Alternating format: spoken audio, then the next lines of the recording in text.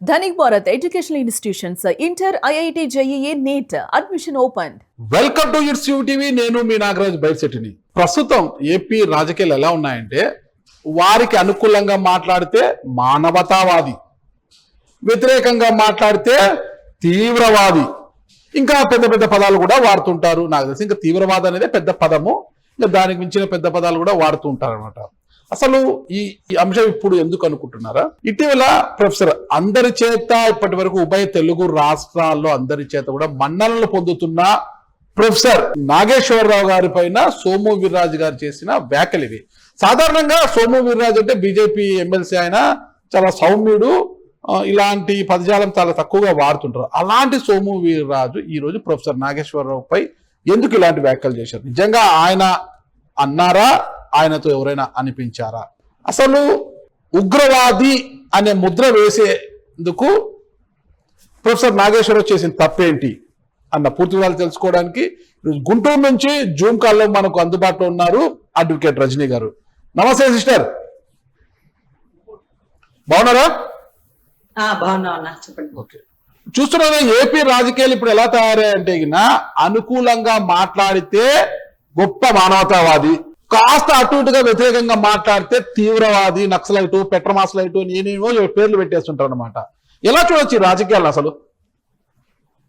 Sir, ముఖ్యంగా తప్పుని తప్పు అనే స్వతంత్రం బహుశా భారతదేశంలోనే లేదేమో, ప్రశ్నించే ధోరణి లేదేమో, పత్రికా స్వేచ్ఛ లేదేమో అన్నట్టుగా మొన్నటి రోజు నరేంద్ర మోడీ గారికి సంబంధించిన ఒక మీటింగ్ లో నార్వే దేశం మొదటి స్థానంలో ఉంటే భారతదేశం 180లో 150 ఎంతో స్థానంలో ఉందని మనం వినున్నాం. అంటే పత్రికా స్వేచ్ఛ అంటే ఎవరు? ఈ ప్రొఫెసర్ నాగేశ్వరరావు గారు ఒక గొప్ప జర్నలిస్ట్. ఎంతో మంది ముసూరిలో ఎంతో మంది ఐఏఎస్లు, ఐపీఎస్ కూడా క్లాసులు చెప్పారు. మొన్న మధ్య గ్రూప్ 1 వాళ్ళకి కూడా క్లాసులు చెప్పారు. లోకేష్ గారి దగ్గర పనిచేస్తున్న ప్రజన్మ కూడా స్టూడెంట్. అంటే ఇక్కడ ఎలా ఉందంటే, ఎవరి మీద బురద జల్లుతున్నారంటే, ఇదిగో నువ్వు తప్పు చేసావేమో అని ఎవరన్నా అన్నారు అనుకోండి, నువ్వు పేటిఎం కుక్క, వాడు పడేసే చిల్లర కోసం నువ్వు నన్ను ప్రశ్నిస్తున్నావు అనే పరిస్థితికి వెళ్ళిపోయిందండి. ఈ రోజు సరేలేండి, ఎవరో మా లాంటి వాళ్ళని, ఇంకొక లాంటి వాళ్ళని మీరు 4 మాటలు అనేస్తే మేము కొన్ని రోజులు కన్నీటి పర్యంతం అవుతాం, కొన్ని రోజులు బాధపడతాం, కొన్ని రోజులు బయటికి రాకూడదు అనుకుంటాం, తర్వాత తెగింపు తిరుగుబాటు వస్తుంది. కానీ ప్రొఫెసర్ నాగేశ్వరరావు గారిని ఇలాగే వైసీపీ కండువాలు కప్పేసి పేటిఎం కుక్క అనేసి సోషల్ మీడియా అంతా ట్రోలింగ్ చేసేస్తుంటే, ఆ పదజాలాన్ని వినలేక ఆ కుటుంబ సభ్యులు, లేకపోతే ఆ జర్నలిస్ట్ విభాగాలు అందరూ, అరే ఎంత చిన్న వయసు నుంచే పోరాటం చేసినోడు ఇప్పుడు ఎందుకు తగ్గాలా అంటే, నువ్వు అన్న మాటని వెనక్కి తీసుకో అన్నారు సార్. ప్రొఫెసర్ నాగేశ్వరరావు గారు అన్న మాటని వెనక్కి తీసుకోవాలంట. అసలు డిస్కషన్ ఏంటంటే సార్, మీకు తెలుసు కదా, అమిత్ షా గారిని కలవడానికి వెళ్ళారు మనోహర్ గారు, ఏదైతే డిప్యూటీ సీఎం పవన్ కళ్యాణ్ గారు. దేనికి వెళ్ళినారు సార్? నీకెందుకమ్మా, నీకెందుకు చెప్పాలి అని అంటారేమో. నాగరాజ్ గారు 10 సార్లు ఢిల్లీ వెళ్ళిన ఎవరికి చెప్పబడలా, కన్నారాజ్ని 10 సార్లు ఢిల్లీ వెళ్ళిన ఎవరికి చెప్పబడలా. కానీ డిప్యూటీ సీఎం గారు ఏ కారణంతో హోంశాఖ, సెంట్రల్ హోంశాఖ మంత్రి గారిని కలిసినారు? ఏమన్నా ల్యాండ్ ఆర్డర్ ఇష్యూ అయితేనా, లేకపోతే హోంశాఖ మంత్రి బాగున్నారా, బాగాలేదా, టీ తాగారా, టిఫిన్ తిన్నారా, ఆరోగ్యం ఎలా ఉందని అడగడానికి వెళ్ళారా? ఏ కారణాల్లో పబ్లిక్ స్టేట్మెంట్ ఇవ్వాలి కదా సార్. ముఖ్యమంత్రి అంటే పలుమార్లు కలుస్తారేమో, డిప్యూటీ సీఎం గారు ఎందుకు కలుస్తారు? ఏదో కారణం ఉండాలి కదా. మీరు కారణాలు మీ ఏబిఎన్ లేకపోతే మీ ఆంధ్రజ్యోతి పేపర్ లో రిలీజ్ చేసి ఉండాల్సింది. ఈ కారణాల వల్ల కలిసామంటే ఇంకే కారణాలు రాసుకునే వాళ్ళు కాదు కదా. మీరు ఎందుకు అంత గోప్యంగా ఉంచారు? సరే, మీరిద్దరు వెళ్ళి డిస్కస్ చేశారు, ఏమో డిస్కస్ చేసినారు. గతంలో సార్ మీకు గమనిస్తే జగన్ గారు పలుమార్లు వెంకటేశ్వర స్వామి బొమ్మ శాల్వా తీసుకొని మోడీ గారిని కలవడానికి వెళ్ళేవారు. మీరు ప్లేబ్యాక్ కొట్టి చూడండి, గూగుల్లో అడిగితే చెప్తుంది. టీవీ5 లోనో, ఏబిఎన్ లోనో, మహా న్యూస్ లోనో అవినాష్ గారి బెయిల్ గురించి అడగడానికనో, లేకపోతే కేసుల గురించి మాట్లాడడానికనో ఆ జగన్ గారు అమిత్ షా గారిని కలవడానికి వెళ్ళారు, మోడీ గారిని సైతం కలవడానికి వెళ్ళారు అనేవాళ్ళు సార్. సార్, ఈ పదానికి ఏమన్నా తేడా ఉందా సార్? సేమ్ ఒకటే కదా. అప్పుడు గౌరవ ముఖ్యమంత్రి వర్యులు, గత ముఖ్యమంత్రి వర్యులు, అప్పుడు పవన్ కళ్యాణ్ గారినో, టీవీ5 సాంబశివరావు గారినో, లేకపోతే ఏబిఎన్ వాళ్ళనో, వీళ్ళందరి మీద కేసులు వేసి వెనక్కి తీసుకోండి, మీ పదజాలం వెనక్కి తీసుకోండి, లేకపోతే మోడీ గారికి చెడ్డ పేరు వచ్చేస్తుంది, నేను వెళ్ళి కలిసింది బెయిల్ కోసం కాదు, మీరు అలా ఎలా మాట్లాడతారు, బెయిల్ కోసం కోర్టుకు కదా వెళ్ళాలా, మోడీ గారి దగ్గరికి ఎందుకు వెళ్తాం, మీరు వెనక్కి తీసుకోండి మీ భావజాలాన్ని, లేకపోతే మీ మీద అల్లర్లు కేసు పెట్టేస్తాము అంటూ ఎందుకు అనలేదు సార్? సరే, చాలా ఆశ్చర్యం అవుతుంది. అసలు చిన్న దాన్ని అంటే గోటితో పోయేదాన్ని గొడ్డలి దాకా తెచ్చినట్టుగా ఈ రోజు తెలంగాణ రాష్ట్రం కొట్టుకు చచ్చే పరిస్థితికి వెళ్ళింది కేవలం ప్రొఫెసర్ నాగేశ్వరరావు గారు మాట్లాడిన దాన్ని వెనక్కి తీసుకోమనడం వల్లే. ఎందుకు వెనక్కి తీసుకోవాలి? ఏ రోజన్నా ఎవరైనా వెనక్కి తీసుకున్నారా? మీరు ఆ రోజు వాలంటీర్ల ద్వారానే ఆడబిడ్డలు తప్పిపోయారని మీరు నిరూపిస్తారా? వెనక్కి తీసుకుంటారా? అమిత్ షా గారిని, మోడీ గారిని, జగన్ గారు పలుమార్లు కలిసింది అవినాష్ గారి బెయిల్ కోసమా, లేకపోతే కేసుల్లో లేకుండా చేయమండం కోసమా? మీరు నిరూపిస్తారా? మీరేమన్నా అమిత్ షా గారు, మోడీ గారు ఇళ్లలో బాత్రూమ్ లో కూర్చొని చూసినారా? మీకు ఎలా తెలిసింది? వివేకానంద రెడ్డి గారిని చంపి పడేసింది కూడా బాత్రూమ్ లోనే సార్. మరి మీరు ఎలా గొడ్డలతో నరికినావు జగన్? నీ గంతులు వేసినారు, కేకలు వేసినారు, ఊగిపోయినారు. మీరేమన్నా బాత్రూమ్ లో కూర్చొని చూసినారా? మీ జన సైనికులు ఏమన్నా చూసినారా? మనం తెలియనప్పుడు మాట్లాడకూడదు కదా. వెనక్కి తీసుకోండి. తీసుకుంటారా? తీసుకోరు కదా. అరే, ఒక వ్యక్తి కొన్ని ఆధారాలు పట్టుకునే మాట్లాడితే ఈ రోజు మీరు చేస్తున్న అల్లరికి సోమవీర్రాజు గారు సార్ ఎంత సీనియర్ సార్. ఆఖరికి కమ్యూనిస్టులని తీవ్రవాదులు అంటారా? చాలా దారుణం సార్. పూర్తిగా ఖండించదగింది. ఏదైతే నిన్న మాట్లాడిన వాళ్ళు ఎవరైతే కమ్యూనిస్టులు, ఎవరైతే జర్నలిస్టులు అందరూ చాలా భావోద్రేకంతో మాట్లాడారు. పెద్దవాళ్ళు కదా, 4 మాటలు అంటారు, కోపంలో అంటారు. ఎందుకు? అంత గొప్ప నిజాయితీ పరుడైన ప్రొఫెసర్ నాగేశ్వరరావు గారిని పేటిఎం కుక్క అన్నది తప్పు కదా. ఆ పదాలు వాడచ్చా మీరు? రజనీ గారు, ఒకటి ఉభయ తెలుగు రాష్ట్రాల్లో ప్రొఫెసర్ నాగేశ్వరరావు అంటే ఎవరికి తెలియని వ్యక్తి కాదు. ఆయన ఉస్మానియా యూనివర్సిటీలో జర్నలిజం ప్రొఫెసర్. ఆయన ఓకేనా, చాలా నేషనల్ మీడియాస్ లో కూడా డిబేట్ లో పాల్గొంటుంటారు, లోకల్ మీడియాలలో పాల్గొంటారు. ఆయన చాలా మంచి పేరున్న వ్యక్తి. చాలా మంది కూడా ఆయనని కీర్తిస్తుంటారు. ప్రొఫెసర్ నాగేశ్వరరావు అంటే విశ్లేషణలు కూడా చాలా చక్కగా ఉంటాయి అనమాట. అలాంటి ప్రొఫెసర్ నాగేశ్వరరావు మొన్నటి రోజు అన్నారంటే, జగన్ అరెస్టు విషయంపై షాతో మాట్లాడినప్పుడు జగన్ మాకు శాశ్వత మిత్రుడు, చంద్రబాబు తాత్కాలిక మిత్రుడు అని అన్నారు. దాన్ని బట్టి చంద్రబాబు నాయుడుకి ఆ కేంద్రంలో ఎంతవరకు పాల్గొన్నట్టు మాట్లాడారనేది సాక్షి పేపర్లు కూడా వచ్చింది, మిగతా పత్రికల్లో వచ్చాయి. అయితే అలా అసలు ఆ సబ్జెక్టే లేదు, ఆ విషయాల్ని వెనక్కి తీసుకోవాలి ప్రొఫెసర్ నాగేశ్వరరావు అన్నారు అనేది కేసులో నమోదు చేశారు. ఆయన కూడా ఓకే సరే నేను బాగా చెక్ చేసుకోవాల్సింది అని పాపం ఆయన కూడా కాస్త వివరణ ఇచ్చుకున్నారు, బాగానే ఉంది. అంతటితో ఆగకుండా ఇప్పుడు మధ్యలో సోము వీరాజు దూరి బీజేపీకి వ్యతిరేకంగా మాట్లాడుతుంటాడు ప్రొఫెసర్ నాగేశ్వరరావు. ఎప్పుడు కూడా కమ్యూనిజాన్ని నిలబెట్టుకోవడానికి ఏదో టీవీ డిబేట్లో మాట్లాడుతుంటాడు. నా దగ్గరకు వచ్చి కశ్మీర్ లో పీడీపీతో మీరు ఎందుకు పొత్తు పెట్టుకున్నారని అడుగుతాడు. మేము ఎవరితో పొత్తు పెట్టుకుంటాం, ఎంఐఎంతో కూడా పొత్తు పెట్టుకుంటాం, అడగడానికి మాకెవరు, ఆయన ఒక తీవ్రవాది అని ఒక ముద్ర వేశాడు.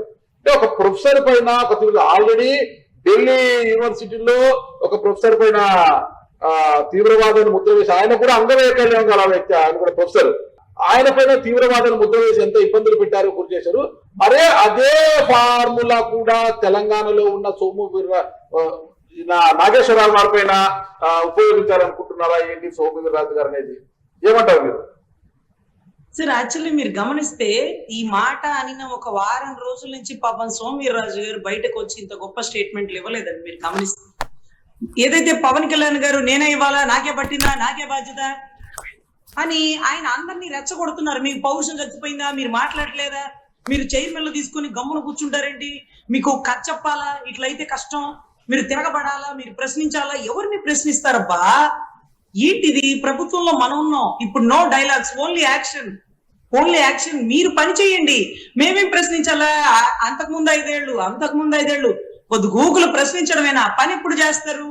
మీరు ఒక శాఖ చైర్మన్లు, లేకపోతే మీరు ఒక శాఖ మంత్రులు, మీ పనులు మీరు చేసుకోండి అని చెప్పాలి. కానీ మీరు తిరుగుబాటు చేయండి, మీరు పోరాటం చేయండి, మీలో పౌరుషం చచ్చిపోయిందా, ఎవరిని రెచ్చగొడుతున్నారు? వీళ్ళకేం బౌన్సర్లు గన్మెన్లతో పోతారు, అవతల వాళ్ళేం పోరాటాలు చేసి అవతల వాళ్ళని బూతులు తిట్టి వాళ్ళు తిట్టించుకోవాలి, వాళ్ళు కొట్టించుకోవాలి, వాళ్ళు కేసులు వేయించుకోవాలి. ఇవాళ చూడండి, తెలంగాణలో సంపత్ నాయక్ గట్టిగా పోరాడే వీరుడే అని చెప్పుకోవాలి పాపం ఒకప్పుడు. కానీ ఈ రోజు పవన్ కళ్యాణ్ గారి మీద ఉండేటటువంటి ప్రేమాభిమానాలతో అలా అంటారా, ఇలా అంటారా అంటూ ఈ రోజు సీనియర్ జర్నలిస్టుల మీద తిరుగుబాటు. ఆయన ఎవరు, నాయుడు అంటారు, ఆయన పేరు కూడా తెలియదండి, సాగర్ అనుకుంటా, జనసేన పార్టీలో ఉంటారు ఆయన సాగర్ గారు వచ్చి, ఆయన మీకు దమ్ముందా? అరే, అక్కడ మాట్లాడిన జర్నలిస్టులు విజయవాడ, గుంటూరు, తొంగి కూడా చూడరు. లెగిస్తే మా నాయకుడు శనివారం, ఆదివారం ఫ్లైట్ ఎక్కి తెలంగాణకే పోవాలా, హైదరాబాద్కే పోవాలా. జర్నలిస్టులు కనపడేది ఒక 10 మందే. మీకు వాళ్ళ వెనకాల ఉండే కమ్యూనిజం సైన్యం ఎలా ఉంటారో తెలుసా? పోతే పోతాం, మనోడు చెప్పే పోరాడితే పోయేదే ఉంది, బానిస సంఖ్యలు తప్ప నాకేం భయం లేదు, నేను ఒంటరిగా వస్తా, అన్నిటికీ తెగించి వస్తానంటాడు. ఈ ఎండలో గొడుగు లేకుండా రాలేడు. ఎండలో గొడుగు లేకుండా రాలేదు. ఎదురుగా దుమ్ము వస్తే ఆపండి, దుమ్ము వచ్చేస్తుంది, దుమ్ము రాకండి, మీరు ఇటు ఉండండి అంటూ దుమ్ము వస్తుంటేనే ఏదో గాలి దుమారం సునామీ వస్తున్నట్టుగా కంగారు పడిపోతున్నారు ఆయన ఉండే పరిస్థితికి. సో ఇటువంటి పరిస్థితుల్లో నేను అన్నిటికీ తెగించి వస్తానంటే నిన్నటి రోజు సార్ మీరు ఆ వీడియో క్లిప్పింగ్ కూడా వెయ్యాలా. ఏదో గోదావరి మీద గోదావరిలో కలుషితం కలిసిపోతుంది, లేకపోతే మిల్లుల నుంచి వచ్చేటటువంటి కలుషిత వాటర్ వల్ల గోదావరి అంటూ ఒక బోట్ ఎక్కినాడు సార్. అక్కడ ఉండే కలెక్టర్లు లేకపోతే పాపం ఆయన పెద్ద ఆయన వీళ్ళందరూ కందుల దుర్గేష్ గారు వీళ్ళందరూ కూడా అక్కడ నుంచి ఉంటే ఈయన ఒక్కడే జాకెట్ వేసుకున్నారు సార్. మళ్ళీ ఇప్పుడు ఎవరో మళ్ళీ బయటకు వస్తారు సార్. వీళ్ళకల్లా బీజేపీ కాదు సార్, కాక్రోచ్ పార్టీ అని ఒకటి కొత్తగా వచ్చింది చూడండి, బొద్దింకల పార్టీ. ఆ బొద్దింకలు కదిలితే గానీ వీళ్ళకి భయం అనేది కలగదు సార్. ఆల్మోస్ట్ సెంటర్ లో కొద్ది గొప్ప కదిలింది, తెలంగాణలో కూడా అది బొద్దింకలు కదులుతాయి. సో దీని పర్యవసానం ఈ రోజు తెలంగాణలో ఉన్నటువంటి జన సైనికులు ఇబ్బంది పడే పరిస్థితి, కేసులు ఎంచుకునే పరిస్థితి, కొట్టుకునే పరిస్థితి. ఈ రోజు బీజేపీ సార్, ఈ మధ్య మోడీ గారు తెలంగాణ వచ్చారు. కొద్ది గొప్ప టీడీపీ, జనసేన, బీజేపీ కలిసి పార్టీ స్థాపిద్దాం అనుకునేటప్పటికి ఈ రోజు చంద్రబాబు గారిని బూతులు తిడుతున్నారు, పవన్ కళ్యాణ్ గారిని తెలంగాణలో అడుగు పెట్టనివని అంటున్నారు. అడుగు పెట్టనివనన్నా అడుగు పెట్టే అవకాశం ఉంటుంది. ఎందుకంటే right to movement, right to speech and expression రాజ్యాంగం ఎలా ఇచ్చిందో ఆర్టికల్ 19 లో అది కూడా పొందుపరుచుంది. 1, 2, 3 అంటూ చాలా ఉంటాయండి. సో రైట్ టు మూవ్మెంట్ ఉంది, ఆయన ఎక్కడైనా ఉండొచ్చు. కానీ ఇప్పుడు గొడవలు అవ్వదు. ఫ్లైట్ దిగేటప్పటికి నీకు బందోబస్తు అప్పుడు 100 మంది ఉండేవాడు, ఇప్పుడు 200 మంది కావద్దు. ఊసురమా ఏంటి సార్? ప్రశాంతంగా ఉండే తెలంగాణ భావజాలంలో ఏదో ముసలాయన ప్రొఫెసర్ నాగేశ్వరరావు గారు కూర్చొని విశ్లేషణ చేస్తారు, బ్యాక్గ్రౌండ్ లేదనుకున్నారేమో. ఏ పార్టీ అండ లేకుండా, కనీసం బీజేపీ సత్సంగాలు సహాయం కూడా లేకుండా ఇండిపెండెంట్ గా పోటీ చేసి గెలిచినటువంటి వ్యక్తి, కేవలం అసెంబ్లీలో రాష్ట్ర సమస్యల గురించి మాత్రమే డిస్కస్ చేసే వ్యక్తి. సో అటువంటి వ్యక్తి మీద బురద జల్లాలనుకుని ఈ రోజు తెలంగాణ, ఆంధ్ర కొట్టుకు చచ్చే పరిస్థితికి వెళ్ళిపోతుంది. దయచేసి కేసులు వెనక్కి తీసుకోవాలి. రజనీ గారు, గతంలో మీరు జనసేనలో పనిచేసి ఉన్నారు. అంబటి రాంబాబు ఇష్యూలో మిమ్మల్ని పక్కన పెట్టేశారు, లేదంటే మీరే బయటకు వచ్చారు, అది ఒక విషయము. ప్రతి విషయాన్ని కూడా పవన్ కళ్యాణ్ గారి విషయంలో భూతద్దంలో పెట్టి చూస్తున్నారు మీరు జనసేన నుంచి దూరం అయిన తర్వాత. అంటే ఇప్పుడు రాజమండ్రిలో ఆ బోట్ లో పోయేటప్పుడు ఆయన జాకెట్ వేసుకున్నారు, మిగతా వాళ్ళు వేసుకోలేదు అని ఆరోపిస్తున్నారు కదా. ఒక ప్రోటోకాల్ పాటించారు ఆయన పద్ధతి. బోట్ లోకి ఎవరు ఎక్కినా కూడా ఒక జాకెట్ వేసుకోవాలి అనేది ఒక ప్రోటోకాల్ కదా. ఒక డీసెంట్ వ్యక్తిగా ఉన్న పవన్ కళ్యాణ్ గారు ఆ జాకెట్ వేసుకోవడం, ఆ ప్రోటోకాల్ పాటించినట్లుగా ఒక క్రమశిక్షణ గల నాయకుడిగా మీరు చూడొచ్చు కదా. ఎందుకు మీరు అంత విమర్శలు చేస్తున్నారు ఒకటేసారి? సార్ ఆయన మీరు వర్షంలో తడిస్తే నేను తడుస్తా, మీరు ఎండితే నేను ఎండుతా, మీరు కేసులు వేయించుకుంటే నేను వేసుకుంటా, మీతో పాటు కలిసి పోరాడతా, నేను మీతో పాటే ఉంటా అంటూ మాట్లాడిన వ్యక్తి సార్, చెగు వీర లాంటి వ్యక్తి సార్. ఈ రోజు బోట్ లో అంత పెద్ద బుచ్చయ్య చౌదరి గారు లాంటి వ్యక్తి అందరూ నుంచున్నప్పుడు ఈయన ఒక్కడే జాకెట్ వేసుకోవడం తప్పు కదా సార్? క్రమశిక్షణ ఒక ప్రోటోకాల్ అనుకోవచ్చు కదా. ఒక ప్రోటోకాల్ ప్రకారం ఎక్కడ పోయినా మనం బోట్ ఎక్కితే ఫస్ట్ మనకి జాకెట్ ఇస్తారు వేసుకోవడానికి. ఓకేనా? ప్రభాత వశాత్తు బోట్ లో తెప్పలో మునిగిపోతే మనము నీట మునగకుండా మనల్ని సురక్షితంగా బయటికి తీసుకురావడానికి ఆ జాకెట్స్ ఉపయోగపడతాయి కదా మనకు. వాటిని ఒక ప్రోటోకాల్ అది, దాన్ని ఆయన పాటించాడు. పవన్ కళ్యాణ్ డిప్యూటీ సీఎం హోదాలో ఆయన పాటించాడు అనుకోవచ్చు కదా సార్. బోట్ ఎక్కే ప్రతి ఒక్కడు పాటించాలి సార్. డిప్యూటీ సీఎం ఒక్కడే బతకాలి, మిగతా వాళ్ళందరూ చచ్చిపోవాలని. మరి ఆయన వేసుకుని మిగతా వాళ్ళకి ఆ ప్రోటోకాల్ లేదనుకోవచ్చు కదా. మిగతా వాళ్ళకి ఆ క్రమశిక్షణ ఆ ప్రోటోకాల్ లేదనుకోవచ్చు కదా. అలా లేదనుకున్నప్పుడు వాళ్ళందరికీ ఉండాల్సిందే, నాతో పాటు అందరికీ ఉండాల్సిందే అనేటటువంటి వ్యక్తి సార్. అరే మీకు చెప్తుంది అదే, అలాంటి వ్యక్తి కాదు. తను ఒక్కడే హ్యాపీగా ఉండాలనుకునే వ్యక్తి కాను. మీ అందరితో పాటు వర్షంలో తడుస్తా అని ఈ రోజు గొడుగు ఆయన ఒక్కడే పెట్టుకుని 85 ఏళ్ల బుచ్చయ్య చౌదరి వెనక నడవలేక అటు చెయ్యి ఇటు చెయ్యి ఊపుకుంటా ఆయన కష్టపడి నడుస్తుంటే ఆ ఎండలో మీటింగ్ పెట్టే బదులు అక్కడంతా చూసేసి వచ్చి నువ్వు ప్రెస్ మీట్ ఏసీ రూమ్ లో పెట్టుకోవచ్చుగా. పాపం అందరూ నీడను కూర్చుంటారు. ఆ కాంతిలాల్ దండే అనుకుంటండి, మా గుంటూరులో పట్నం బజార్ లో బండ్ల బజార్ ఉంటుంది. పాపం ఆ బండ్లు లాగే వ్యక్తులకు ఒళ్ళంతా చెమటలు పట్టేస్తుంది సార్. ఆ మాదిరిగా చెమటలు పట్టి నుంచొని అన్ని రాసుకోలేక అల్లాడిపోతున్నారు సార్. ఏంటికి అక్కడ మీరు చూసేస్తున్నారు. వచ్చి ప్రెస్ క్లబ్ లో ప్రెస్ మీట్ పెట్టుకోవచ్చు కదా, మీ ఆఫీస్ లో పెట్టుకోవచ్చు కదా. ఎండలకి అందరినీ నుంచోబెట్టి మీరు ఒక్కలే గొడుగు తీసుకుని ఏదో ఫోటో దిగాలంటే వాళ్ళందరూ వస్తున్నాయి, దుమ్ము రమ్మగా అక్కడ దుమ్మొస్తాయి. దుమ్మే కదా బా, ఆయన సునామీనా? ఈ పరిస్థితి సార్ ఆయన్ని ఎగతాళి చేయడం కాదు కానీ సార్, అందరిలో ఉన్నప్పుడు మనం అందరి వాడిగా ఉండాలి సార్.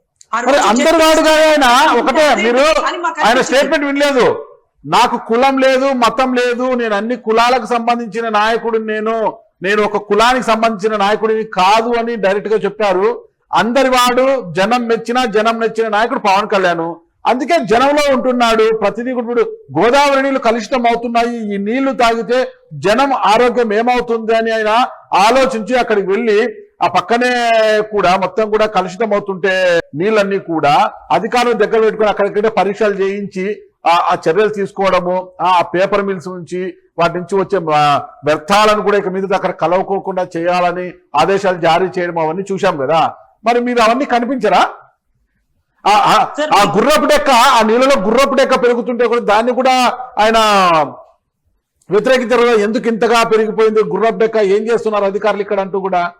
మీరు ఇంత ప్రజల కోసం, ప్రజా సంక్షేమం కోసం పాటుపడుతున్న పవన్ కళ్యాణ్ గారిని మీరు ఒకటేసారి ఇంత వ్యతిరేకంగా చూపిస్తే ఎట్లా? ఇంకా మీకు సోము వీరాజు గారికి తేడా ఏముంది?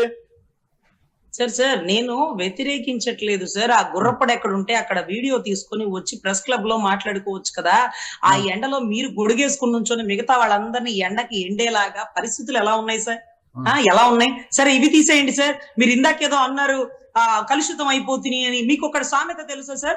ఆంధ్రులు ఆరంభ సూరులు అని అన్నారు. ఎవరో మరి ఏ కవి అన్నాడో నాకు గుర్తులేదు కానీ సీజ్ ద షిప్ అన్నప్పుడు, షిప్ లో బియ్యం తరలు వెళ్ళిపోతుంది అన్నప్పుడు, అరే మా అన్న కనిపెట్టేసినాడు, దీని అంతు తేల్చేస్తాడు, ఇక ద్వారంపూడికి ఆ బట్టలు ఇప్పదీసి కొడతానన్నాడు, కానీ వద్దొద్దులే బట్టలతోనే కొట్టాలి అనే ధోరణితో ఉన్నారు సార్ జన సైనికులు. సరే సీజ్ ద షిప్ అన్నాడు, ఇవాళ కాకపోతే రేపు తేలిపోతుంది అనుకున్నాం, దాన్ని అక్కడే వదిలేసినారు సార్. కొలుకుపూడి శ్రీనివాస్ గారు బయటకు వచ్చి ఈ రోజుకి కూడా బియ్యం దేశాలు దాటి వెళ్ళిపోతున్నాయి, తరలిపోతున్నాయి అంటే మరి దాని గురించి పట్టించుకోలేదు సార్. ఆ శాఖ మంత్రి కూడా మన దాంట్లోనే ఉన్నాడు కదా, కూర్చోబెట్టి చర్చించి ఈ రోజు కూడా బియ్యం స్మగ్లింగ్ జరుగుతుంది, ఎక్కడి నుంచి పోతున్నారు కనుక్కోవాలి కదా. సీజ్ ద షిప్ అన్నాడు, వెళ్ళిపోయాడు, అయిపోయింది. అంటే షార్ట్ అవుట్, టేక్ ఆఫ్ అయ్యేది అంటారు చూడండి వాళ్ళ భాషలో, అయిపోయింది సార్. మళ్ళీ ఇక్కడ వచ్చినారు సార్ గుర్రపు డెక్క గురించి, లేకపోతే ఏదైతే పేపర్ మిల్లు సార్, పేపర్ మిల్లులు పెట్టి ఎన్ని సంవత్సరాలు అయిందో సార్? 40, 50, 60, 70 ఏళ్ల నుంచి సార్ అనుభవజ్ఞులైనటువంటి ముఖ్యమంత్రి వర్యులు నారా చంద్రబాబు నాయుడు గారు పరిపాలిస్తున్న ఈ ఆంధ్ర రాష్ట్రంలో గోదావరి నీరు ఎలా కలుషితమైంది అధ్యక్ష? అరే నీళ్లు ఇటు నుంచి కాకుండా అటువైపు ఉన్న దారి మళ్ళీ తీసుకెళ్లాల్సింది కదా. ఎన్నిసార్లు గోదావరి పుష్కరాలు జరిగినాయి సార్? ఏ రోజున్న ఒక్క మంత్రి అయినా నిలదీసి అడిగినాడా? అడగలేదు కదా. కానీ పవన్ కళ్యాణ్ గారు నిలదీసినారు, గొప్పగా ఉంది సార్. మరి దీని నెక్స్ట్ ఏంటి? What next? అడిగినారు, పేపర్ మిల్లులతో సమైక్య సమావేశాలు పెట్టమన్నారు. పేపర్ మిల్లులు కరెంట్ బిల్ లో రెంట్ లో కూడా కట్టకుండా కూర్చొని మేము కోర్టులో వేసుకున్నాం, కోర్టులో చూసుకుంటాం అన్నారట. పాపం కందులు దుర్గేష్ గారిని అడుగుతున్నారు, ఏం చేస్తున్నారు మీరు అని అడుగుతున్నారు. ఆ మీటింగ్ పెడుతున్నాం సార్, వాళ్ళు రావట్లేదు సార్ అనే పరిస్థితి కూడా నెలకొనింది సార్. ఇక్కడ ఆయన అడిగిన ప్రశ్న కరెక్ట్ సార్. ప్రశ్న అడిగిన తర్వాత ఆన్సర్ వచ్చిందా రాలేదా? నా మట్టికి నేను మాడిపోయిన పెసరట్టు తింటుంటే ఆ గుర్రపు టెక్క కదిలిస్తానన్నాడే, కదిలించాడా లేదా? ఆ గోదావరి నీరు కలుషితం కాకుండా శుభ్రంగా చూస్తానన్నాడు, చూశాడా లేదా? అసలు నెక్స్ట్ ఎపిసోడ్ చూపించారు సార్. అదేందో కార్తీక దీపం సీరియల్ సడన్ గా ఆపేస్తే మహిళలందరూ అన్నం తినకుండా అల్లాడిపోయే పరిస్థితుల్లాగా తీసుకొచ్చేసాడు. దీని తర్వాత ఏం జరుగుతుంది అది చెప్పరు సార్. సో ఇక్కడ గుర్రపు డెక్కను తొలగించి ఆ ఏదైతే పేపర్ మిల్లులో వచ్చినటువంటి వ్యర్థాలని ఇంకోవైపు రోడ్డేసి అటువైపు తరలిచ్చి అటెక్కడ తీసుకెళ్తారు? గోదావరిలో కలకుండా సముద్రానికి ఏమైనా తీసుకెళ్తారా? ఈ వీటికి పర్మిషన్లు ఇచ్చింది ఎవరు? వీళ్ళకి పొల్యూషన్ బోర్డు సర్టిఫికేట్ ఇచ్చింది ఎవరు? వీళ్ళకి ఎన్విరాన్మెంటల్ సర్టిఫికేట్ ఇచ్చింది ఎవరు? ఎన్ని సంవత్సరాల నుంచి జరుగుతుంది? అది మళ్ళీ రెన్యూల్ చేసినారా? ఇవన్నీ కూడా మాట్లాడతారు సార్. దాని తర్వాత ఏం జరిగిద్దో తెలియచావట్లేదు సార్. అదే పెద్ద టాస్క్ అయిపోయింది. సో దయచేసి మా అన్న గొప్పగా పోరాడుతున్నాడు, కానీ ఈ సొల్యూషన్ రావట్లేదు. పోరాటం చేస్తున్నాడు. మధ్యలో ఇల్లు అలా వచ్చింది అని వేలు పెట్టి చూపించినాడు. కనుక్కుంటాడు, ఆ ఇల్లు పడగొట్టిచ్చేస్తాడు. ఆ ఇల్లుకి పర్మిషన్ లేదు అనుకున్నాం, ఆ ఇల్లుకి పర్మిషన్ ఉంది, ఎవరు నువ్వు చూపించడానికి అంటూ ఆ మిథున్ రెడ్డి గారు బయటకు వచ్చేసినారు. ఆ ఎర్రచందనం స్మగ్లింగ్ ని పట్టుకుంటాను అంటే వీరప్పన్ లాంటి వాళ్ళు దొరికేస్తారేమో అనుకుని ఆ ఫారెస్ట్ కి సంబంధించిన యూనిఫామ్ కూడా ప్యాంటు, ఆ టాప్, ఆ డ్రెస్సులు వేసేసుకొని అక్కడ చెట్టు మీద చేసి ఫోటో దగ్గరే ఇక్కడ చూడు మా అన్న ఎర్రచందనంలో స్మగ్లర్ ని ఏరి పడేస్తాడు అనుకున్నాం. అయిపోయింది. Shot okay, take off. Seize the ship, shot okay, take off. ఆఖరికి గుర్రపు డెక్క, గోదావరి నీళ్లు కలుషితం, షాట్ ఓకే, టేక్ ఆఫ్. దీని తర్వాత ఏంటి? ఏం చర్య తీసుకున్నారు అనేది తెలియాలి సార్. ఆ రోజు సీజ్ ద షిప్ అన్నప్పుడు కూడా ఎన్నో ఉద్యోగాలు పోతే పోనండి, తప్పు జరిగితే నేను ప్రశ్నిస్తాను, ఈ షిప్ ద్వారా తీవ్రవాదులు కూడా వచ్చేస్తారన్నారు. ఇంటర్నేషనల్ కేసు అయ్యా స్వామి. ఆ షిప్ ను పట్టుకున్నా, ఆ షిప్ లో వాళ్ళని తీసుకొచ్చిన కనీసం బియ్యం ఎక్కడి నుంచి వచ్చిందో సార్. ఇలా నేను ఆయన తప్పు పట్టట్లేదు, కానీ ఆయన ప్రశ్నిస్తున్నారు, కానీ దాని ఆన్సర్ ఏంటో మాకు తెలియట్లా. ప్రశ్న ఊరికే ప్రశ్నించేసి వెళ్ళిపోతే ఏముంది సార్? ఆంధ్రులు Correct. ఆంధ్రులు అన్నారు కానీ తమిళులన్నా, తెలంగాణలన్నా, కర్ణాటక వాళ్ళన్నా ఇందుకు కాబోలు బహుశా అనిందని నా ఉద్దేశం సార్. సరే, మీ ఉద్దేశం ఓకే. మరి సోము వీర్రాజు గారిని పక్కన పెట్టేశారు ఏంటి? మీకు సోము వీర్రాజు గారు అంటే మీ కాపు సామాజిక వర్గం నాయకుడు అనేసి ప్రేమ ఎక్కువ అనింది ఇక్కడ సోము వీర్రాజు గారు. ప్రొఫెసర్ నాగేశ్వరరావు ఒక తీవ్రవాది, ఆయన బీజేపీకి ఎప్పుడు వ్యతిరేకంగా మాట్లాడుతుంటాడు, కమ్యూనిజాన్ని కాపాడుకోవడానికి ఏదేదో మీడియాలోకి మాట్లాడుతుంటాడు అనింది ఆయన కదా. మరి ఆయన గురించి మాట్లాడమంటే మీరు లైన్ తీసుకొని పవన్ కళ్యాణ్ గారి వరకు వెళ్ళిపోయారు. సోము వీర్రాజు గారు మీ కాపు నాయకుడు, మీ కాపు సామాజిక వర్గం అని మీకు ప్రేమ ఉందా? లేదు సార్, మా ఆంధ్రాలో మొన్నటి రోజు ఒక 10 రోజుల క్రితం నుంచి కుల భావన చచ్చిపోయింది సార్. కుల భావన చచ్చిపోయింది. మాకు అసలు కాపు లేదు, కమ్మ లేదు, రెడ్డి లేదు, బడుగు బలహీన వర్గాలు లేరు. ఎవరు తప్పు చేస్తే వాళ్ళని నిందించేస్తాం. కుల భావన అనేది అస్సలు లేదు. అంత మాత్రం గట్టి గొంతు వచ్చిందా అంటే అతను మాత్రం కాపు సోదరుడే సార్, అది మాత్రం ఒప్పుకోవాల్సిందే. అటు పవన్ కళ్యాణ్ గారు గర్జించినా, అటు సోము వీర్రాజు గారు గర్జించినా, రేపటి రోజు ఇంకొకళ్ళు బయటకు వచ్చినా గానీ ఆ గర్జనలో, ఆ గొంతులో ఆ కాపు బ్లడ్, ఆ పౌరుషంగల రక్తం ఉంటుంది సార్. సో దాని వల్ల వచ్చే నష్టాలు కూడా వాళ్ళు ఎదుర్కొంటారు. ఈ రోజు కమ్యూనిస్టులని, తీవ్రవాదులు, నక్సలిజం నశించిపోవాలి అంటే ఆపరేషన్ కగర్ లాంటి దానికి మామూలుగా అయితే పవన్ కళ్యాణ్ గారు వ్యతిరేకులు సార్. ఎందుకంటే నక్సలిజం భావాలు గాని, కమ్యూనిజం భావాలు గాని, ఆయన బెడ మీద ఉండే ఎర్ర కండవా గాని, గద్దరన్న పాటలు గాని అవన్నీ ఆయనకే సార్. కానీ తప్పని పరిస్థితుల్లో అమిత్ షా గారితో సత్సంగంలోను, మోడీ గారి ఆధ్వర్యంలోనూ కొన్ని పదాలు పోనీలేండి, నక్సలిజం నక్సల్ బరి నుంచి పుట్టింది, తర్వాత మావోయిజం పోతుంది, నక్సలిజం పోతుంది, దాని తర్వాత కాక్రోజిజం అంటూ కాక్రోచ్ పార్టీ లాంటివి బయటకు వస్తాయి సార్. సో ఇటువంటి విషయాల్లో సోము వీర్రాజు గారు ఎందుకు అలా మాట్లాడాల్సి వచ్చింది? ఎవరి ప్రమేయం? సోము వీర్రాజుని ప్రజలంతా మర్చిపోతున్నారు, అతను మళ్ళా వెలుగులో ఉండాలి, అందరూ ఆయన గురించి చర్చించుకోవాలనే ఇలాంటి వ్యాఖ్యలు చేశారా సోము వీర్రాజు గారు? లేదంటే దీని వెనకాల ఎవరైనా ఉన్నారంటారా? సార్ వెనకాల ఎవరుంటారు సార్? ఓపెన్ గా పవన్ కళ్యాణ్ గారు ఉంటారు సార్, మోడీ గారు కూడా ఉంటారు సార్. పాపం కేవలం పవన్ కళ్యాణ్ గారే. సోము వీర్రాజు బీజేపీ కదా, పవన్ కళ్యాణ్ జనసేన అధ్యక్షుడు, సోము వీర్రాజు బీజేపీ. సోము వీర్రాజు వెనకాల పవన్ కళ్యాణ్ ఎందుకుంటారు సార్? ఆయన అనింది, ప్రొఫెసర్ నాగేశ్వరరావు గారు అనింది ఎవరు ఒకటి పవన్ కళ్యాణ్ గారిని, లేకపోతే మనోహర్ గారిని, లేకపోతే అమిత్ షా గారిని ఏమి అనలేదు సార్. సార్ ఎంత దారుణం అంటే 2700 కోట్లు దేశాలు దాటిచ్చాడని పార్లమెంట్ సాక్షిగా లావు శ్రీకృష్ణదేవరాయలు ఎంపీ గారు చెప్తే జగన్ గారు దేశం దాటిచ్చేశారంట 2700 కోట్లు. ఒక్క కోటన్నా పట్టుకోండి స్వామి, పబ్లిక్ ఎవిడెంట్రీ ఉంది కదా. ఈ రోజు అమిత్ షా గారిని కూడా ప్రొఫెసర్ నాగేశ్వరరావు గారు ఏమీ అనలేదండి, అమిత్ షా గారిని ఏమనలేదు. కానీ ఎందుకు ప్రొఫెసర్ నాగేశ్వరరావు గారి గురించి, అమిత్ షా గారి మాటల గురించి పాపం లావు అదేంటది ఆయన మాట్లాడాల్సి వచ్చింది అంటే దీనికి ఒకటే ఆంతర్యం సార్. నేను ఒక్కడే మాట్లాడాలా, మీరెందుకు స్పందించడం అని అవతరాల మీద పడితే ఒరే స్వామి మొగుడు కొట్టినందుకు కదా నాయన, ఆడపెట్టి నవ్వినందుకని వాళ్ళు బానే ఉన్నారు, మమ్మల్ని స్పందించట్లేదంటారు. ఏదో గోల ఓ మీటింగ్ పెట్టి పడేసేయండి అని ఆయన మీద ఉండే కోపం వీళ్ళ మీద చూపించేసినారు సోము వీర్రాజు గారు. ఉన్న పరిస్థితులు అలా ఉన్నాయి సార్. ఎందుకంటే ఈ మాటకి స్పందించాల్సి వస్తే మొట్టమొదటిగా ఫస్ట్ వాళ్లే స్పందించి ఉండాలేమో, వాళ్ళు స్పందించలా. అమిత్ షా గారు అలా ఎందుకంటారు? న్యాయస్థానాలు ఉన్నాయి కదా, మరి ఆయనే కదా ఎన్నోసార్లు జగన్ నేను సెంట్రల్ తో తిప్పించి ఆటాడిస్తానన్నాడు. ఎందుకన్నాడు ఆ రోజు? నువ్వు ఆటాడించచ్చుగా, సెంట్రల్ తో చెప్పి ఆటాడిస్తావా? సెంట్రల్ దగ్గరికి వెళ్ళి చెప్తావా? మరి సెంట్రల్కి వెళ్ళిన ప్రతిసారి ఆయన చెప్తున్నాడేమో అనుకుంటున్నారు. మీరు వెళ్ళండి, సెంట్రల్కి వెళ్ళా మనోహర్ గారు లేకపోతే పవన్ కళ్యాణ్ గారు దేనికి వెళ్ళామంటే కారణం మీరు ఏబిఎన్ పేపర్లను, ఆంధ్రజ్యోతి పేపర్లో, మీ అనుకూల పేపర్లో రాయండి. పలానా కారణంతో కలవడానికి వెళ్ళాం, అమిత్ షా గారితో చర్చలు జరిగిపోయినాయి, లేకపోతే మా దగ్గర నుంచి తప్పిపోయిన ఆడబిడ్డలు వెనక్కి తీసుకురమ్మని అడిగారు, అయిపోయింది కదా. దేనికి వెళ్ళారో కారణాలు ఉన్నాయి కదా, మీరు చెప్పరు. మీరేంటో అజ్ఞాతంగా వెళ్ళిపోయి మీటింగ్లు పెట్టేసుకుంటారు. అలా పెట్టుకోకూడదు, ఒక రీజన్ ఉండాలా. ఏ కారణంతో వెళ్తున్నారో పిన్ టు పిన్ మీరు స్టేట్మెంట్ బయటికి రిలీజ్ చేయాలా. You are not a ordinary person. గతంలో మీరు ఎన్ని మార్లు కలవచ్చు. ఇప్పుడు డిప్యూటీ సీఎం హోదాలో, పౌర సరఫరాల శాఖ మంత్రి హోదాలో మీరు అమిత్ షా గారిని కలిసినప్పుడు ఏ కారణంగా కలవడానికి జరిగింది? ఊరికే కప్పు కాఫీ తాగడానికి వెళ్ళామండి, చెప్పండి. అదే చెప్పండి. మరి దేనికి వెళ్ళారు? పోనీ మేము ఇలా మాట్లాడామా, మీరు చూసారా అన్నారు. మీరు ఇలా మాట్లాడలేదు, మేము చూడలేదు. మీరేం మాట్లాడారు? మీకెందుకు చెప్పాలా? శ్రీ గారు చెప్పాలా? అరే నువ్వు డిప్యూటీ సీఎం అయ్యా బాబు, ఏం మాట్లాడాలో చెప్పాలా. గతంలో జగన్ గారు ఏది వెంకటేశ్వర బొమ్మ పట్టుకుని వెళ్ళగానే నువ్వు బెయిల్ గురించే మాట్లాడావు, నాకు తెలుసు. లేకపోతే అవినాష్ రెడ్డి గారికి కేసులు లాగద్దని చెప్పావు, మమ్మల్ని కేసులు లాగద్దని చెప్పావు. ఇవన్నీ మీరు చెప్పారా? మీరు చూసినారా? అమిత్ షా గారి దగ్గర అలా మాట్లాడతారా? మోడీ గారిలో అలాంటి విషయాలు డిస్కస్ చేస్తారా? ఎంత గొప్ప మోడీ గారు, డబల్ ఇంజన్ సర్కార్ గురించి అలా మాట్లాడచ్చా? సో ఇవన్నీ కూడా ఎలా ఉంటాయంటే వినకుండా వదిలేయాలి సార్, పట్టించుకోకూడదు సార్. పట్టించుకోవడం వల్ల ఏం జరిగింది అంటే ఇవాళ రోజు రెండు రాష్ట్రాలు కొట్టుకు చచ్చే పరిస్థితి అయింది. గతంలో జగన్ గారు పట్టించుకోబోబట్టి ఆయన్ని ఎన్ని మాటలన్నా, ఆయన్ని గొడ్డల పార్టీ అన్నా, లేకపోతే చెల్లిని చంప మీద కొడితే ఈయనేమన్నా తొంగి చూసినాడా? ఎన్ని మాట్లాడినా ఎక్కడ పట్టించుకోలేదు సార్. ఈయన ప్రతిదీ పట్టించుకున్నాడు. ఎందుకంటే పట్టించుకోవడానికి ఏమీ లేదు సార్. రాష్ట్రంలో పట్టించుకోవడానికి ఏమీ లేదు, రాష్ట్రంలో పనిచేయడానికి ఏమీ లేదు. కాబట్టి ఇవన్నీ పట్టించుకొని ఇయ్యల మీద పిల్లి మీద వెళ్ళి, ఆ వదిన గోడ మీద ఇవాళ ఏం కూర ఉండేవు, మీ ఆయన కొట్టాడంట కదా, మీ అన్న అట్లా చేశాడంట కదా, ఈ ముచ్చట్లు ఎందుకు సార్? ఈ ముచ్చట్లు ఎందుకు? రాష్ట్రంలో ఏం జరుగుతుందో వీటి గురించి కదా డిస్కస్ చేసుకోవాలి. దీన్ని పూర్తిగా డైవర్షన్ పాలిటిక్స్ అంటారు. నాగరాజ్ గారు, మా రాష్ట్రంలో డిఎస్సీ పేపర్ లీక్ అయింది, మీకు తెలుసా? తెలుసు. మీకు తెలుసా? 16,000 మందికి సంబంధించిన ఏదైతే పాపం ఉద్యోగాలు, అధ్యాపకుల ఉద్యోగాలు సార్, మీకు తెలుసా?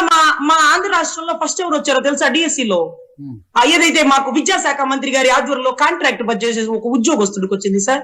ఎవరికట కోచింగ్ వెళ్ళాడో తెలుసా మీకు? తెలియదు. మా దగ్గర స్పోర్ట్స్ కోటాలో సార్ కర్ర బిళ్ళ, అచ్చంగిల్ల ఈ ఆటల్లో కూడా ఇచ్చేసినారేమో సార్. టెట్ రాయకుండా మా రాష్ట్రంలో టెట్ రాయకుండా స్పోర్ట్స్ కోటాలో అధ్యాపకుడు ఉద్యోగాలు ఇచ్చేశారు సార్.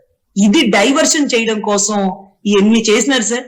రాబోయే కాలంలో కాబోయే ముఖ్యమంత్రి వర్యులు ఈ రోజు డిఎస్సీ పేపర్ ని లీక్ చేసినారు సార్. ఒకసారి రిజల్ట్ రిలీజ్ చేశాక ఆయనకి ఏం అవసరం అండి? ఆయన ఎందుకు లీక్ చేస్తాడు? ఎక్కడో దళారులు ఉంటారు, అధికారులు దళారులు చేసుకొని చేసే పని ఇది. ఆయనకి ఏం సంబంధం? ఆయనకి ఏం అవసరం ఉంటుంది చెప్పండి? ఒక మంత్రిగా పాలన సాగించాలని కోరుకుంటారు తప్పితే ఎలాంటి లీకేజీలు లేకోకుండా, ఎలాంటి అక్రమాలు లేకోకుండా, ఇలాంటి విమర్శలకు ఏమన్నా ఎదుర్కోవడం సిద్ధంగా ఉంటారా? ఏదో కొంతమంది అధికారులు దళారుల మధ్యలో జరిగి ఉంటుంది ఒప్పందం అంతా కూడా. మన నీట్ పేపర్ ఎలా లీక్ అయింది? దానికైనా మోడీ గారు లీక్ చేయించుంటారా? మోడీ గారు కాదు కదా లీక్ చేయించింది. ఎవరైతే ప్రశ్నాపత్రం తయారు చేశారో ఆ ప్రొఫెసర్లు, ఆ దళారులు ములాఖత్ అయిపోయి వాళ్ళు చేశారు. ఇక్కడ కూడా మన డిఎస్సి పేపర్ ఎవరైతే ప్రశ్నాపత్రం తయారు చేసి ఉంటారో వాళ్ళు కలుసుకొని ఏదైనా చేసి ఉంటే దానికి మంత్రికి ఆపాదిస్తే ఎట్లా? మీరు ప్రతిదీ గవర్నమెంట్ మంత్రికి ఆపాదిస్తారా మీరు? ఒకటి నాగరాజు గారు, అలా ఏమన్నా జరిగితే ఎంత మందిని సస్పెండ్ చేసినారు? ఎక్కడ కమిటీ వేసినారు? ఎవరు పేపర్ తీసినారు? ఏమన్నా చూసినారా? అతనికి ఎలా ఫస్ట్ వచ్చింది? ఫస్ట్ వచ్చి 100 మందికి ఫోన్లు చేసి మీరు సెలెక్ట్ అయిపోయారు, మీరు రండి అన్నాక ఏ నెంబర్ నుంచి ఫోన్ వచ్చిందో ఆ నెంబర్ నుంచి ఫోన్ వచ్చి మీరు సెలెక్ట్ కాలేదు అని ఎలా చెప్తారు? ఎప్పుడు రాంగ్ ఇన్ఫర్మేషన్ గవర్నమెంట్ ఇచ్చి ఎందుకు వస్తుంది? ఎంత మందిని సస్పెండ్ చేశారు? ఎంత మంది మీద నిఘా వేశారు? సార్ మీకు తెలుసో లేదో, సెంట్రల్ లో ఒక ట్రైన్ యాక్సిడెంట్ అయితే సెంట్రల్ మంత్రి సార్, రైల్వే శాఖ మంత్రి ఆ పదవికి రిజైన్ చేశారు సార్. మీకు తెలుసా? ఆ పదవికి రిజైన్ చేసినారు. ఏంటి రజనీ గారు, ట్రైన్ గుద్దుకుంటే రైల్వే శాఖ మంత్రి ఎందుకు రిజైన్ చేయాలి అని అంటారేమో మీ బోటోలు జర్నలిస్టులు. అలా అనకూడదు సార్. ఎక్కడ ఏ తప్పు జరిగినా మనమే రెస్పాన్సిబిలిటీగా ఉండాలి సార్. కానీ మీకు తెలుసో లేదో, డబుల్ ఇంజన్ సర్కార్ లో ఉండే దౌర్భాగ్యం ఏంటంటే, ఈ అమిత్ షా గారు ఎవరైతే ఉన్నారో మీకు తెలుసు కదా, కేంద్రకి సంబంధించినటువంటి ఆయన మంత్రి, కేంద్రంలో కూడా ఈ సెక్యూరిటీ మంత్రి మన హోమ్ మినిస్టర్ లా కేంద్ర హోంశాఖ మంత్రి. అయితే కేంద్రంలో ఆపరేషన్ కగార్ నిర్వహించారు చూడండి. ఆ ఏరియాలో ఆర్టికల్ 370 రద్దు చేసినాక అక్కడ ఏ చిన్న విపత్తు జరిగినా ఇమీడియట్ గా కేంద్ర హోంశాఖ మంత్రి రాజీనామా చేయాలి సార్. కేంద్ర హోంశాఖ మంత్రి ఎంతమంది సార్? 24 పైచులకు మందిని నువ్వు హిందువా ముస్లిమా అని చనిపోతే దానికి కారణంగా ఇమీడియట్ గా కేంద్ర హోంశాఖ మంత్రి రిజైన్ చేసేయాలి సార్. ఎందుకంటే అతని భద్రతా వైఫల్యం వల్లే అక్కడ వచ్చినటువంటి విజిటర్లు, ప్రయాణికులు, యాత్రికులు వాళ్ళ ప్రాణాలు కోల్పోయారు సార్. కానీ ఏమో మరి అంతకుముందు ఉన్న మంత్రులు సార్ చాలా చిత్తశుద్ధిగా వాళ్ళ శాఖలో తప్పు జరిగితే ఇంకొకరితో చెప్పించుకోకుండా రిజైన్ చేసేసేవాళ్ళు సార్. ఈ రోజు విద్యాశాఖ మంత్రి రిజైన్ చేయమంటే ఆయనకేం సంబంధం రజనీ గారు అని మాట్లాడతారు. ఆయనకి సంబంధం లేదయ్యా. ప్రజారోగ్య శాఖ మంత్రినో పిఆర్ మంత్రినో రాజీనామా చేయమనడము, పేపర్ లీక్ ఏంటంటే మంత్రిని రాజీనామా చేయడం కరెక్ట్ అంటారా? పేపర్ ఎవరైతే తయారు చేస్తారో వాళ్ళ దళారులు కుమ్మక్కే చేసుకుంటేది కదా. పాపం లోకేష్ గారిని అంటే ఎట్లా మీరు? సార్ ఒక కాలేజీలో ఒక ముందే పేపర్ వచ్చేసింది, 3 గంటలు 2 గంటల ముందు పేపర్ వచ్చేసింది అనుకోండి. ఆ పేపర్ ఏ స్కూల్లో పెట్టారో ఆ స్కూల్లో ఒక టీచర్ పేపర్ లీక్ చేసి దాన్ని ఫోటో తీసుకొని మిగతా వాళ్ళకి పంపిస్తే ఆ స్కూల్ ప్రిన్సిపల్ ని, ఆ స్కూల్ వైస్ ప్రిన్సిపల్ ని, ఆ స్కూల్ కి సంబంధించిన బోర్డు మెంబర్ని, ఆ టీచర్ తో సహా అందరినీ సస్పెండ్ చేసేసినారు సార్.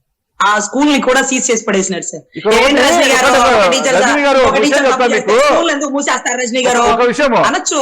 ఒక విషయం చెప్తారు, విట్ ఉంది కదా, Vellore institute of science technology VIT ఉంది కదా, విట్కు సంబంధించి ఇటీవల ఎంట్రన్స్ ఎగ్జామ్ అన్నట్టు బీటెక్ ప్రవేశాల కోసము, ఇంజనీరింగ్ ప్రవేశాల కోసం విట్ ఎంట్రన్స్ ఎగ్జామ్ చేసి దాంట్లో పాండిచ్చేరిలో ఒక కేంద్రంలో ఆ రిజల్ట్ డిక్లేర్ చేయకోకుండా వాళ్ళు అక్కడ ఏదో మాస్ కాపింగ్ జరిగిందని డౌట్ తో రిజల్ట్ డిక్లేర్ చేయకుండా పెండింగ్ పెట్టి ఆ సెంటర్ లో రాసిన ఏ ఒక్కరికి కూడా సీట్ ఇవ్వలేదు. వాళ్ళు రిజల్ట్ డిక్లేర్ చేయలేదు.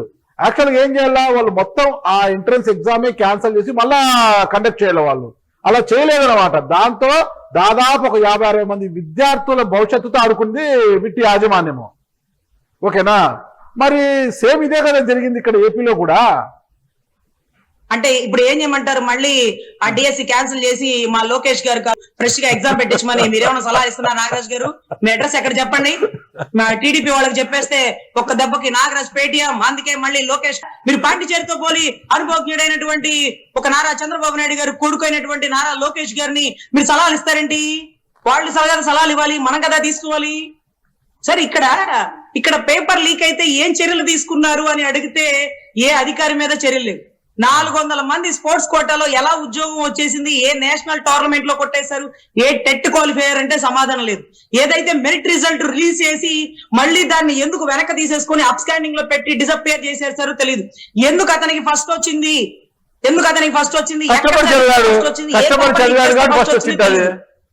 కష్టపడి చదివింటాడు, కష్టపడి ప్రిపేర్ అయి ఉంటాడు, దాని ఫస్ట్ వచ్చింటది. ఎందుకు వచ్చిందంటే ఎలా చెప్తారు మీరు? అవును సార్, కానీ అతనేనంట ఆ పేపర్ ని అప్లోడ్ చేసేది, డౌన్లోడ్ చేసేది, పేపర్ కి సంబంధించిన యంత్రాంగంలో కీలక వ్యక్తి సార్. నిజంగానే చదివి వచ్చుంటే అతను అంటే ఈ ప్రశ్నకి ఆన్సర్ రాయాలి అన్నటువంటి జ్ఞానం కలిగినటువంటి ఒక మేధావి అయినటువంటి ఒక వ్యక్తి, టాపర్ అయినటువంటి వ్యక్తి ఒక కాంట్రాక్ట్ ఎంప్లాయ్ గా ఉంటూ ఎన్ఓసి ఇచ్చేశాక, అంటే నేను ఉద్యోగానికి సంబంధం లేదని ఎన్ఓసి ఇచ్చేసాక కదా ఎగ్జామ్ రాయాలా? ఎన్ఓసి ఇవ్వకుండా ఎగ్జామ్ రాసాడంట, టాపర్ అయిపోయాడంట. అందుకని వాళ్ళు నువ్వు ఫస్ట్ ర్యాంక్ రావడానికి వీల్లేదు, నీ ఉద్యోగం రావడానికి వీల్లేదు, ఇదిగో నువ్వు ఎన్ఓసి ఇవ్వలేదంట. అసలు ఎన్ఓసి గురించి, ఉద్యోగాల గురించి మెరిట్ లిస్ట్ వచ్చాక, చెక్ లిస్ట్ కి వెళ్ళాక, కలెక్టర్ దగ్గర ఎంక్వైరీ జరుగుతున్నప్పుడు నీ సర్టిఫికెట్ ఇవ్వు అన్నప్పుడు కదా డిస్కషన్ చేయాలా? ముందే ఎలా తీసేస్తారని అతను కోర్టుకి వెళ్తే గానీ ఈ లీకేజ్ గురించి తెలియలేదు సార్. ఈ లీకేజ్ గురించి తెలియలేదు కదా సార్. ఇక్కడ ఒకటి సార్, తప్పు జరిగితే అవతల వాడితో వేలెత్తి చూపించుకోకుండా మన బాధ్యత మనం పాటించాలి సార్.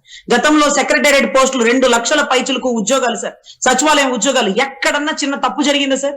ఎక్కడన్నా పేపర్ లీక్ అని, ఎక్కడన్నా అనాథరైజ్డ్ పర్సన్ ఉద్యోగం వచ్చిందని ఎక్కడన్నా చెప్పగలరా, నిరూపించగలరా? లేకపోతే ఏమన్నా అవకాశం ఏమన్నా ఇచ్చారా?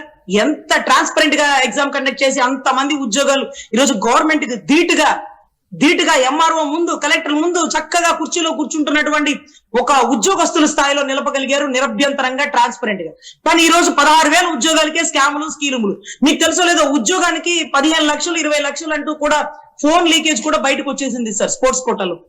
సార్ దయచేసి తప్పు జరిగితే రెక్టిఫై చేసుకోండి సార్. పగలు రాత్రి అవనిగడ్డలో కోచింగ్ తీసుకొని, లేకపోతే ఇంకో చాట కోచింగ్ తీసుకొని ఒక ఉద్యోగిగా కావాలన్నటువంటి ఎంతో మెరిట్ లో ఉన్న వ్యక్తికి రాకుండా డబ్బులు ఇచ్చిన వ్యక్తికి ఆ ఉద్యోగం వస్తే ఎలా సార్? ఇదే కదా పారదర్శకత లేకపోవడం. దీన్ని పవన్ కళ్యాణ్ గారు ఒప్పుకోరు సార్, చాలా గొప్పగా ఖండిస్తారు.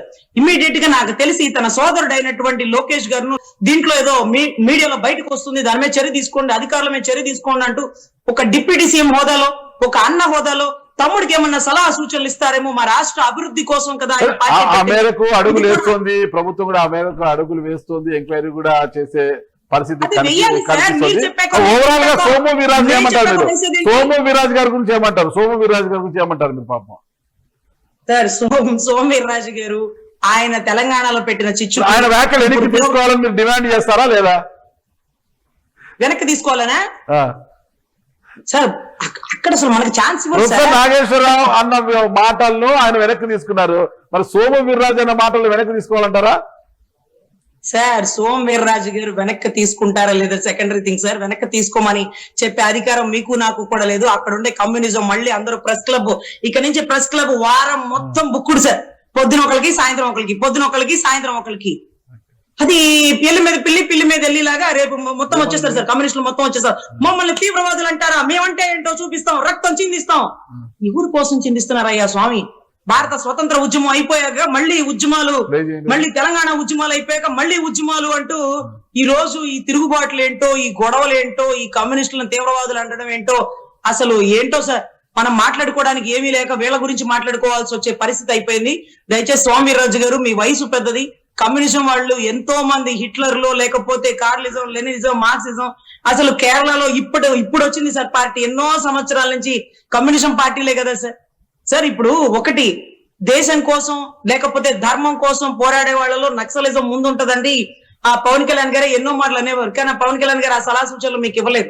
ఆ రోజు కర్ఫ్యూ పెట్టి కరోనా టైంలో మీకు ఒక్కళ్ళని కూడా మనుషుల్ని బయట కనిపిస్తే కాల్చి పడేసే పరిస్థితులు నెలకొన్న టైంలో ప్రాణాలు తెగించి వచ్చినాం సార్. మేమందరం కమ్యూనిజం భావాలు గల వాళ్ళం.